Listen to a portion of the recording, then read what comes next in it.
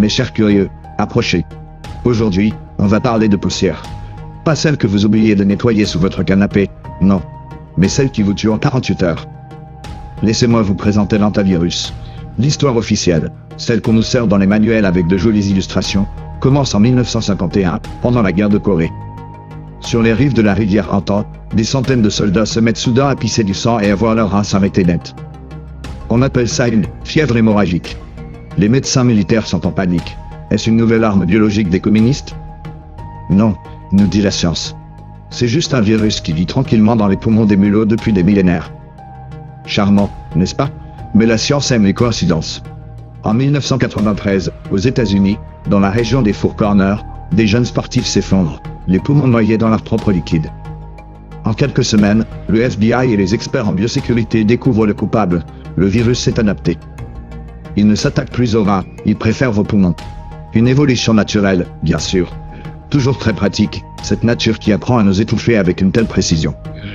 Mais quittons un instant les laboratoires aseptisés pour l'air iodé de la haute mer. C'est là que le dossier devient savoureux. Vous avez sans doute entendu parler de ce navire. Un bateau dont on ne sait plus trop s'il transportait des retraités en quête de buffet à volonté ou des chercheurs en blouse blanche manipulant des éprouvettes hautement sensibles.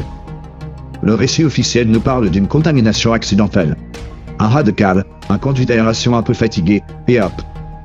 Le virus se propage. Mais posez-vous la question, pourquoi autant de secrets? Pourquoi ce navire ressemblait-il plus à une forteresse flottante qu'à un club de vacances une fois la quarantaine déclarée? C'est fascinant, cette manie qu'ont les complexes de recherche de se déguiser en structure civile dès que les choses tournent mal. On nous dit, circulez, c'est juste un virus de rongeur. Mais dans l'ombre, on se demande si l'antivirus n'était pas l'invité d'honneur d'une expérience qui a simplement débordé. Un virus qui voyage par les airs, qui tue vite et qui ne laisse aucune trace chimique. C'est le rêve de tout stratège en chambre, vous ne trouvez pas? Alors, accident de ménage ou test de grandeur nature sur une population captive?